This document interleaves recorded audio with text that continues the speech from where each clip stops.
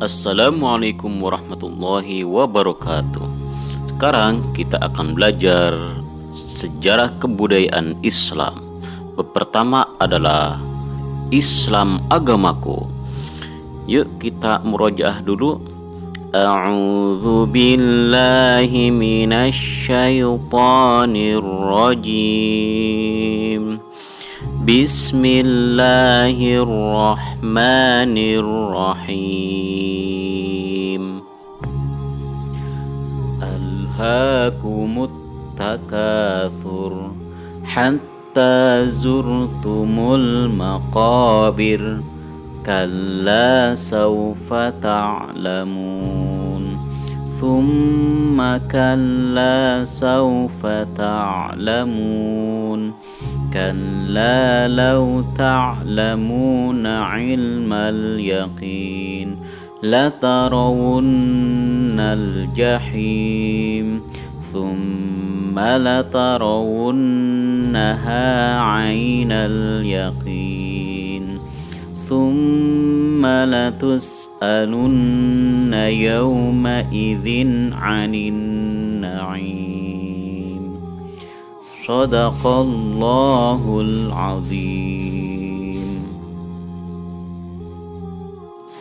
Agama Islam. Segala sesuatu yang ada di dunia ini ada yang mengatur. Siapa yang mengatur? Dialah Allah. Allah mengatur kehidupan manusia di dunia dengan syariat Islam. Apa coba syariat Islam?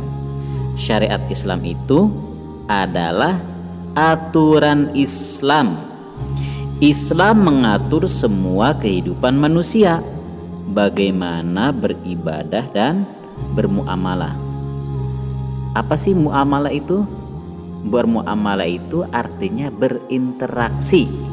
Berinteraksi itu artinya bergaul dalam segala hal, ya. Lalu bagaimanakah Islam mengatur kehidupan manusia? Islam mengatur kehidupan manusia itu dengan cara mengajarkan sholat, zakat, puasa, dan haji.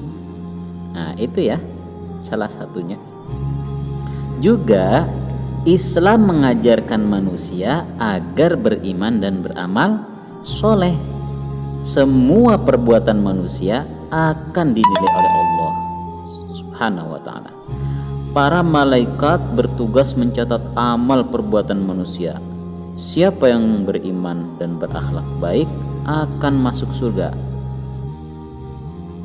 Perintah beriman dan berakhlak baik ada dalam kitab suci. Kitab suci agama Islam itu adalah Al-Quran. Jadi Al-Quran adalah pedoman hidup umat Islam. Semua aturan Allah bagi manusia ada dalam Al-Quran. Mengapa kehidupan manusia harus diatur? Karena hidup manusia harus diatur supaya menjadi baik, senang, serta sejahtera di dunia ataupun di akhirat. Allah Subhanahu wa ta'ala berfirman dalam Al-Quran surah Al-Ma'idah ayat 3. A'udzu billahi minasy syaithanir rajim. Bismillahirrahmanirrahim. Al-yawma akmaltu lakum dinakum wa atmamtu alaikum ni'mati wa raditu lakumul Islam dina. Shadaqallahul azim. Pada hari ini telah aku sempurnakan agamamu untukmu, dan telah aku cukupkan nikmatku bagimu, dan telah aku ridhoi Islam sebagai agamamu. Allah menciptakan bermacam-macam makhluk. Ada makhluk yang kelihatan, ada pula yang tidak kelihatan. Makhluk Allah yang kelihatan itu contohnya manusia seperti kita, hewan atau binatang, dan tumbuhan, ya. Di antara makhluk Allah yang paling baik dan sempurna adalah manusia. Selain bentuk yang baik, wajah yang tampan dan cantik, manusia juga dikaruniai akal. Dengan akal ini, manusia atau kita ini bisa berpikir, ya. Makhluk Allah. Kemudian selanjutnya adalah makhluk Allah yang tidak kelihatan itu contohnya jin dan setan. Jin dan setan mengganggu manusia, itu tugasnya. Manusia yang tidak beriman kepada Allah akan mudah diganggu oleh setan. Orang yang diganggu setan akan berbuat jahat sehingga dimasukkan ke dalam neraka. Sementara orang yang baik akan masuk surga. Baik, selanjutnya adalah Ustadz akan menjelaskan Islam untuk semua manusia. Agama Islam ini turun di negara Arab, tepatnya di Arab Saudi Timur Tengah. Namun, Islam bukan hanya untuk bangsa Arab. Islam diturunkan Allah melalui Nabi Muhammad untuk semua manusia, ya, baik di Arab, di Amerika, di Eropa, ataupun di Indonesia, ataupun di Cina, gitu ya.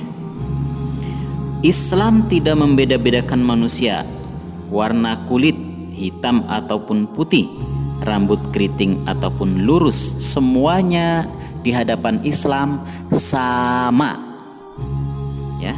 Lalu, siapakah orang yang paling baik di sisi Allah? Orang yang paling baik di sisi Allah itu adalah orang yang bertakwa. Apa? Orang yang bertakwa dan berakhlak mulia. Masih ingat motonya SDIT Al-Husna? Cerdas, terampil, dan berakhlak mulia. Itu dia, ya. Paham ya? Allah tidak memandang fisik manusia. Nah, sahabat Nabi ada yang bernama Bilal bin Rabah. Beliau itu seorang budak berkulit hitam.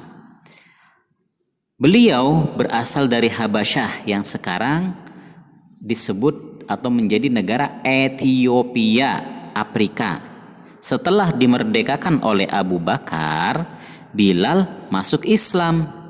Bilal menjadi sahabat yang setia kepada Nabi dan seorang muazin yang pertama. Luqman Hakim juga seorang budak dari Ethiopia.